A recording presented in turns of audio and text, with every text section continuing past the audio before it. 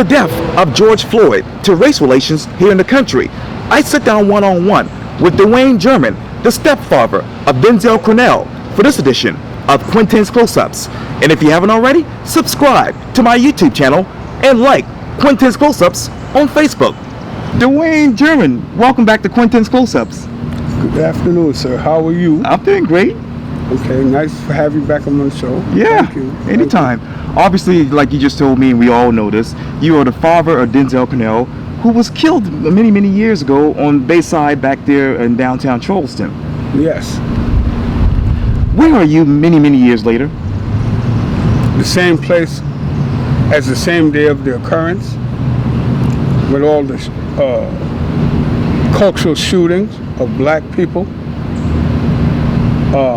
police brutality and murder. Every time there's an incident, either near or far, it takes me right back to that horrible night that lives in infamy within my heart and the family, and the heart of my family.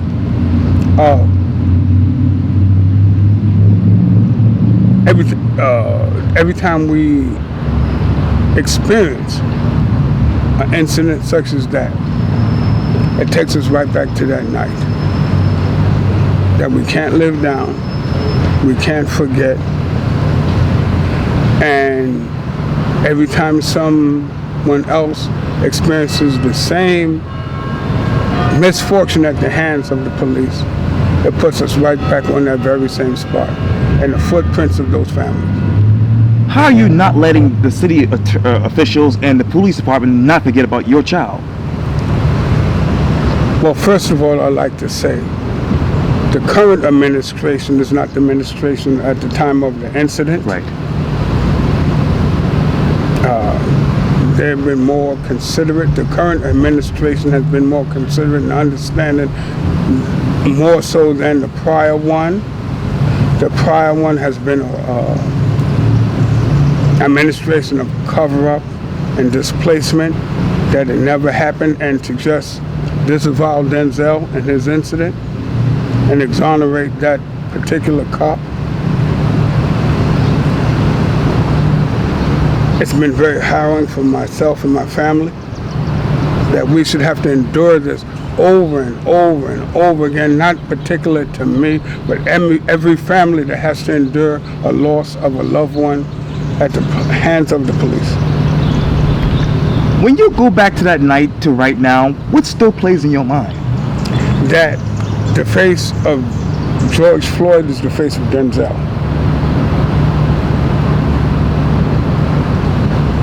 And I add to that and I say this: if not for the grace of God, there go I, or there go you.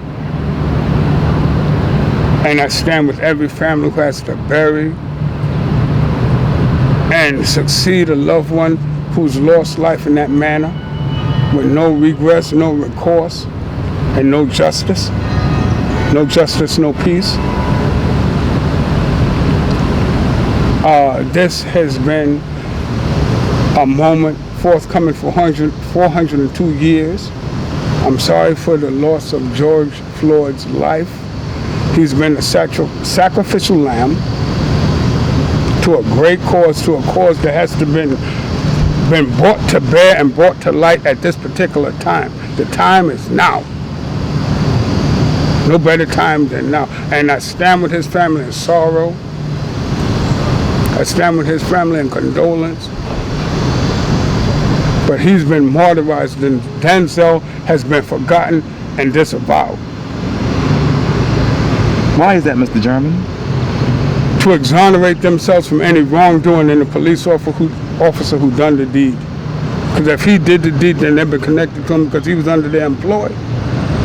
That would connect them to the tragedy and wrongdoing. And for those who don't remember, what exactly happened that night in your mind? I was not there. I was at work. I'm a tax-paying, hard-working citizen who try to follow the rules, but the rules don't apply to me. The justice system does not apply to me. The laws don't apply to me. I pay tax. I follow the rules, but they do not apply to me and those who look like me, who do the right thing. As we do the right thing, the laws and the rules change. The to keep us off base, disenfranchised, and undermined. What is the right thing that the Charleston Police Department should do in regards to this case? Open the file. Come clean with the records, the videotape, the actions that transpired at that night that led to Denzel's death. If I can hold this picture up right now and I get a close-up on that. This is who I represent with all the families of the nation who lost loved ones in instances similar or concurrent to mine. This is not an isolated instance. This one, because they don't mention his name is not mentioned nationally. His name is not spoken in certain circles around it because they don't want to acknowledge the wrongdoing of that former administration. I've been told, be careful for what you say and do. Be careful for what you say and where you go. If I don't stand for something, what do I stand? If I can't stand for him, what can I stand for? I have to look at me every day in the mirror. Can they look at themselves every day in the mirror? My vow to him, as I put shovels of dirt on his grave, that I will find justice for you, my son. Vengeance is not mine, but it's the Lord's, but I will find justice for you.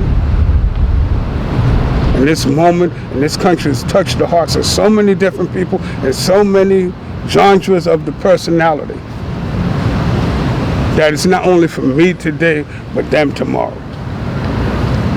And obviously, you know, when you look at George Floyd and what exactly happened to him that particular day, where does your mind go to now? Denzel. And that the time is now. And that this moment has been 400 years in coming. 400 years and plus coming because the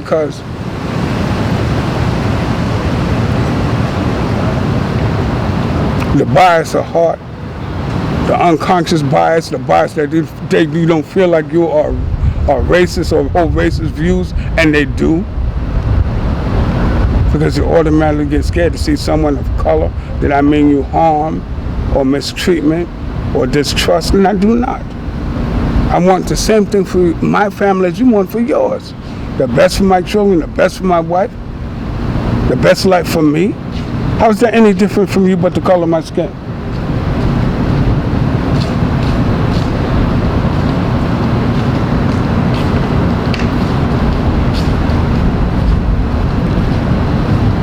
Where exactly should this conversation go next, Mr. Nationally, as it already has, with Black Lives Matters or All Life Matters, that every life is valuable, that everyone deserves a choice, a chance, and an opportunity to be the best person they can be and not to be defined by the color of their skin, the state of their origin, or who they love or how they love or whatever. I don't care about that. You shouldn't have a ceiling put upon you because you're where you were born, how you were born, or the way you look at birth.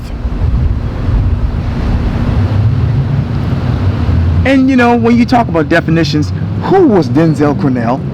He was my son, whose mother preceded him 18 months prior to his death. Right.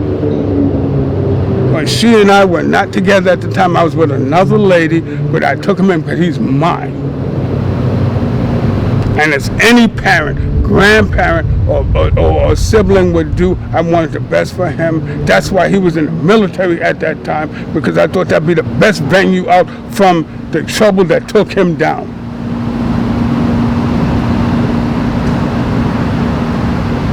He is not a product of his environment.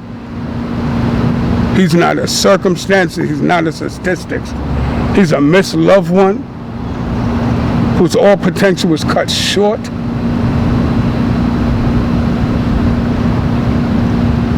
He was disavowed and dishonored by those who should have held him up for his service and possibility, but no, but because of their guilt and connection to what they covered up and the wrongdoing of a pariah of a policeman who shouldn't have been on the force at the time, but because he was doing their bidding. And like I might add, he was not a white policeman, he was a policeman of color, who was more of a zealot than possibly the white ones to show that he was on board. And I'm saying this on tape, and I'm not scared. What else did they cover up in your mind? As we see in a nationwide over history, the systematic cover-up of police. Police do no wrong. Police are supposed to be servants to the community, to protect and serve the citizenry and the property of the community. But as we see today, they're militarized, they're privatized, they're biased. All too many times they're racial and undermined by convictions that have nothing to do with their job that they should uphold. So therefore, the balance of policing is not the same. Though they go into underserved communities, if you don't live in that community, then you can't serve that community the same way. What should be the common ground, Mr. German? What should be the common ground? The common ground that should be that. I can't say it in a conversation with you. Okay. It takes a lot more time than I have to say with you. You would need a couple of batteries for me to address this, but it goes to the heart of men who serve. You can make laws. You can make laws, rules, and regulations, but those things don't address to the heart and mind of a man who goes to serve. They may abide by those rules. They're not constrained by those rules, because every chance they get the opportunity to bend, break, or discard those rules, they're going to do it, because it's not in their heart, and they don't deem you worthy. And as I said earlier in this conversation, right, for the grace of God, there go I.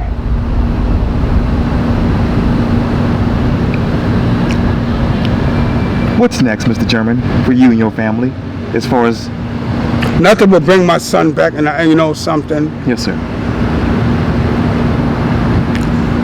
What's next in my heart, that's why I feel for the family of George Floyd. Okay. His children will be well taken care of. They'll be well financially endowed, socially endowed. You know, I mean, but for Denzel, what he got? His legacy has been villainized, disreputed, and undertaken by those who are in power in the status quo to cover themselves and disavow any knowledge of wrongdoing by the cop who done the deed.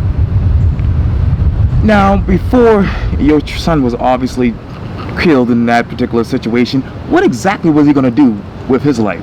He was looking to re-enter the military, to go back. He was in the process of reevaluating himself, getting over the loss of his mother, trying to get a grip on life. He was a young man. He overtaken a lot of obstacles that I mentored him to do, and I fostered him to do, because you know something, I'd seen nothing but promise and good things in him. There's no telling what good things he could have did for the community or his surroundings. All those possibilities are gone now with him.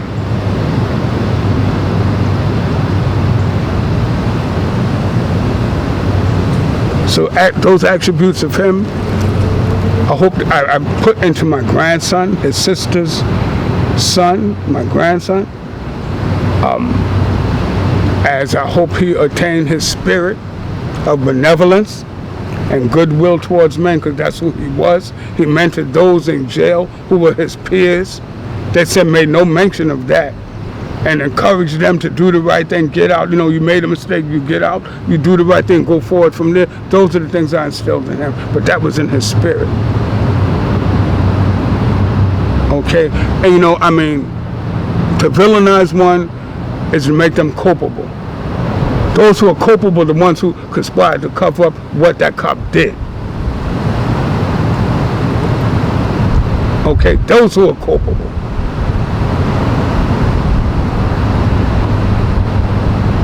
And all the tentacles that reach out to intimidate, to cover up, and just pave over him. He may have never been nobody to you, just another black kid, but he is mine, of me. And I don't care if I don't live another day or another 100 years, he'll always be a part of me, and his legacy gonna live with me, and I'm gonna speak his story till I die, because it was wrong. Wrong is wrong, but two wrongs don't make a right. I don't partake in all this destruction that went on around here and all about here. By any means necessary, you have to get attention. Now you got their attention, now let's take it to another level at a higher table. How do you hope to take this case to a higher level? It's going to go nationally, it's going to go to another level nationally, with or without my voice. Because the word has been spoken, the deed has been done, and now is the time. Now is the time.